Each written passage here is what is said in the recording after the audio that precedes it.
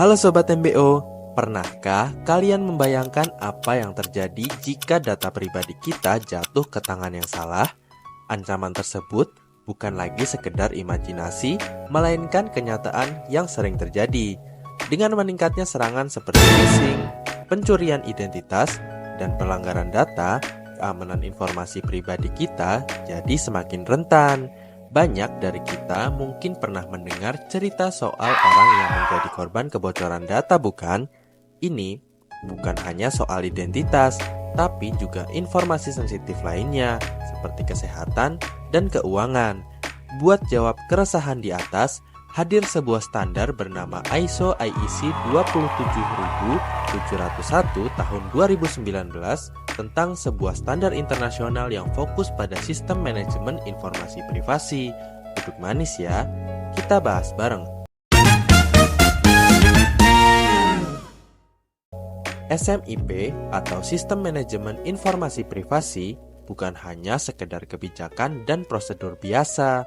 Ini adalah sebuah kerangka yang dirancang khusus untuk memperkuat sistem keamanan informasi dengan fokus tambahan pada privasi data. Dengan semakin kompleksnya ancaman siber di era digital seperti saat ini, kebutuhan untuk melindungi informasi pribadi tidak pernah lebih penting.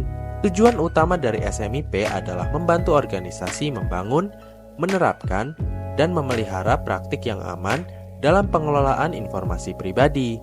Ini bukan hanya tentang melindungi data, tapi juga memastikan bahwa semua kegiatan yang berkaitan dengan data pribadi dilakukan sesuai dengan regulasi privasi yang berlaku. SMIP melibatkan berbagai aspek, mulai dari identifikasi dan klasifikasi data, pengelolaan akses data, hingga pelaporan dan tindak lanjut atas pelanggaran data. Selain itu, SMIP juga mencakup pelatihan dan kesadaran untuk karyawan agar memahami pentingnya menjaga kerahasiaan dan integritas data pribadi. Sebagai hasilnya, implementasi SMIP yang efektif dapat meningkatkan kepercayaan stakeholder, meminimalkan risiko pelanggaran data, dan memastikan bahwa organisasi beroperasi sesuai dengan standar dan regulasi privasi yang berlaku.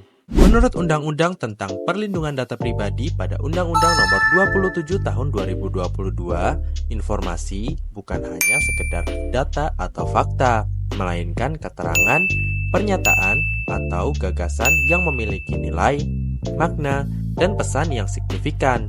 Jadi, apa saja sih yang termasuk dalam kategori ini? Nah, mulai dari NIK, data kesehatan, sampai dengan pandangan politik, semuanya dianggap sebagai informasi pribadi yang harus dilindungi.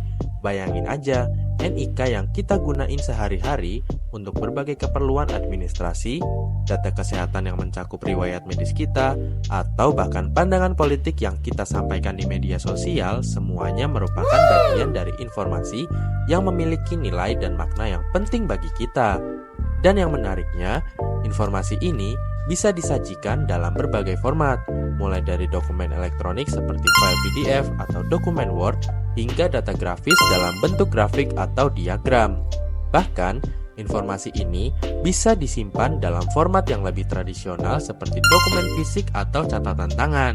Tetapi tentu saja, di era digital seperti sekarang ini, mayoritas informasi disajikan dalam bentuk elektronik. Karena itu, penting bagi kita untuk memahami apa saja yang termasuk dalam definisi informasi menurut Undang-Undang Perlindungan Data Pribadi atau UU PDP, agar kita bisa lebih berhati-hati dan bertanggung jawab dalam mengelola dan melindungi informasi pribadi kita sendiri, serta informasi orang lain yang mungkin kita akses atau kelola dalam kapasitas kita sebagai pengendali atau prosesor data pribadi. Nah, Sobat MBO, tentang data pribadi itu nggak cuma sekedar nama dan tanggal lahir kita. Menurut Undang-Undang PDP, data pribadi bisa dibagi menjadi dua kategori utama, yaitu data umum dan data spesifik. Yuk, kita bahas lebih lanjut.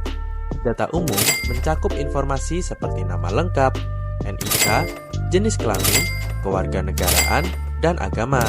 Ini adalah informasi yang sering kali kita bagikan secara terbuka dalam kehidupan sehari-hari, entah itu keperluan administrasi, pendaftaran, maupun aktivitas lainnya.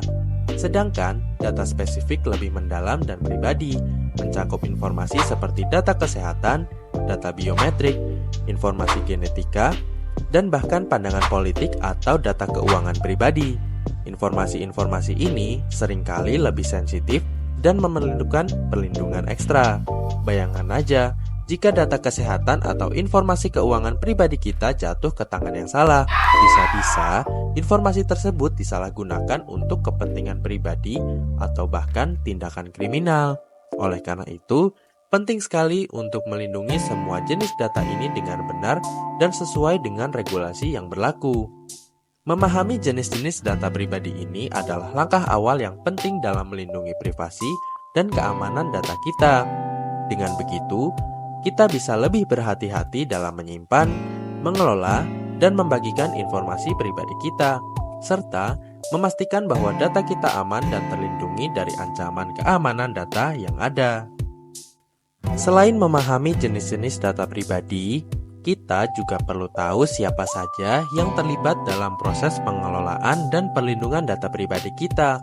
Dalam Undang-Undang PDP, kita kenal 3 konsep utama, yakni pengendali data pribadi, prosesor data pribadi, dan juga subjek data pribadi.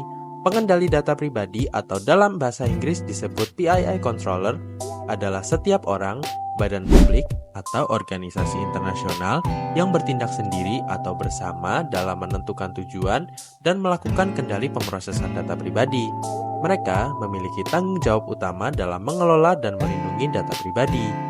Yang kedua adalah prosesor data pribadi atau PII processor. Di sisi lain adalah setiap orang, badan publik, atau organisasi internasional yang bertindak sendiri atau bersama dalam melakukan pemrosesan data pribadi atas nama pengendali data pribadi.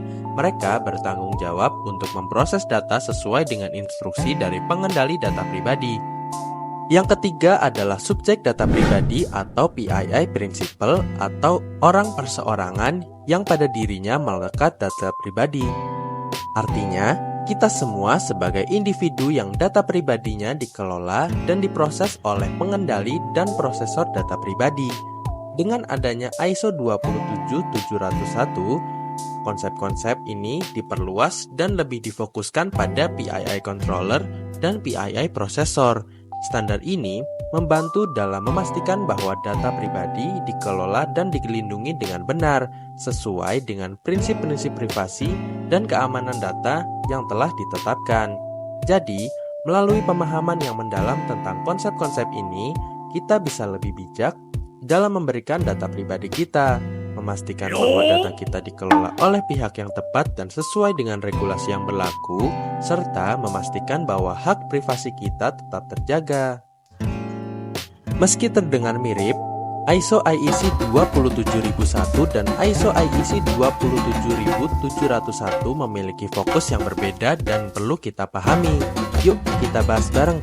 ISO IEC 27001 seperti yang mungkin sudah kita ketahui adalah sebuah standar internasional yang berkaitan dengan keamanan informasi.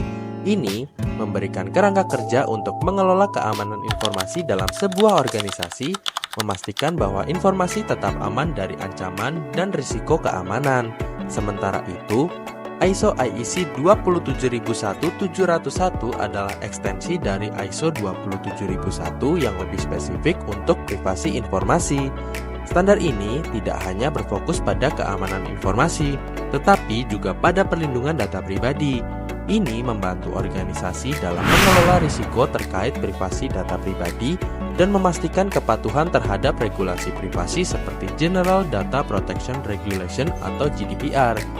Sebagai tambahan, ISO IEC 27701 lebih berpusat pada konsep PII controller dan PII processor.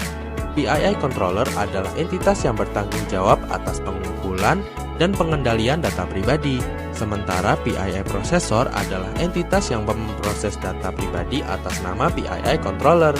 Dengan fokus yang lebih terarah pada kedua entitas ini, ISO IEC 27701 memberikan panduan yang lebih spesifik dalam mengelola dan melindungi data pribadi. Keterkaitan ISO IEC 27701 dengan GDPR juga menjadi poin penting.